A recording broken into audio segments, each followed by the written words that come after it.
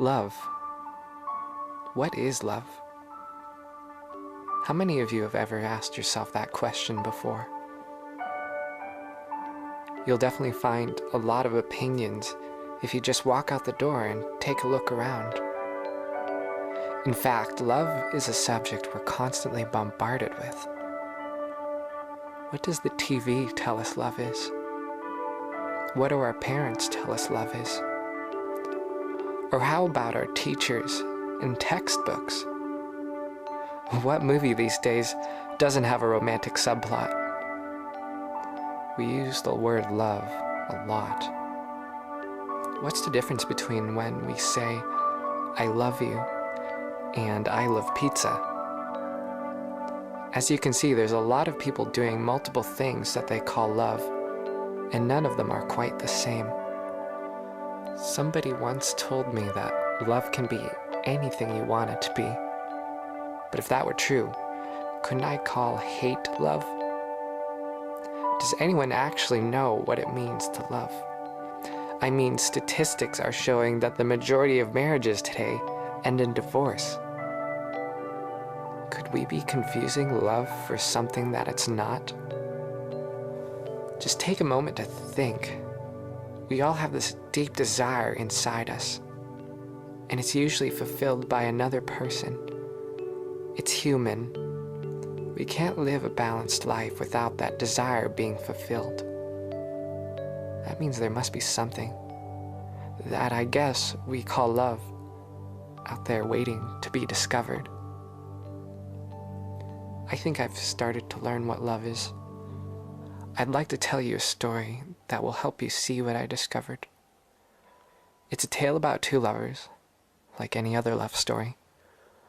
The moment when love blooms first, the joys and the hours, but also the testing time and the darkest, dirtiest bits, and what happens to love when it gets there. Learning what love truly is has changed my life dramatically. My hope is that through this story, that you can experience that too.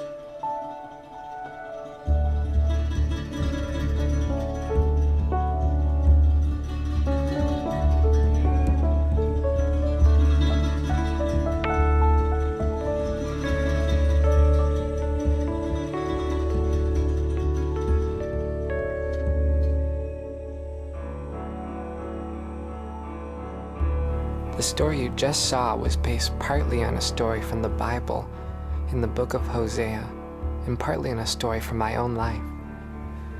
In high school, I met a girl whose life was in rough shape and needed help. And around the same time, I also met a kid who many would consider a geek, socially awkward, into computers, etc. Everyone made fun of him, but I tried to be his friend, and it was super tough because of the way he was. That experience helped to teach me what love is, along with this other dude, Jesus Christ. I'm not here to force what I believe on you. I'm just telling you where I've been and what I've learned along the way. Just like Ellie was the one the guy in the video loved, yet she wouldn't accept his pursuit and let him help her. I am the one. We all are the ones that Jesus loves, and when we play life our own way instead of listening to what he's trying to say to us, he still pursues us and loves us. That's what real love is. Love is not about me. It's not based on how the other person makes you feel, whether it's good or bad at the time. It's based on, well, it's not based on anything. Everyone is amazing and unique enough to be loved. That's called loving unconditionally. If someone told you that they would love you if you gave them $50, that would be totally unreasonable, right? Well, how is it any different from someone loving you just because of something you do for it? I'm not saying you can't love someone for those good qualities. In fact, that's often how love starts. But I'm saying that love is ultimately a choice you make. Because when you choose to experience life with another human day by day, you end up discovering pleasant and unpleasant things about the other person. When you reach that point is when you'll truly discover whether or not your love is genuine. Real love is all about giving. Somehow, when we find the person we want to give ourselves away to, it gives us the greatest joy of our hearts to do so. Funny, you would think that getting would make us the happiest, but in the end, it doesn't. The next thing I'm about to say, most of you will probably not like. It's impossible to love unconditionally, even when you know how to. Every day I meet people who are hard to love, and I have to decide over and over again to do so. But I do have one thing that allows me to love. I know Jesus. God does not want you to join a religion. He doesn't want you to become a robot. He wants to know you, like a friend. Sounds crazy? Then I must be crazy. And if I'm crazy, then that's what it takes to know real love.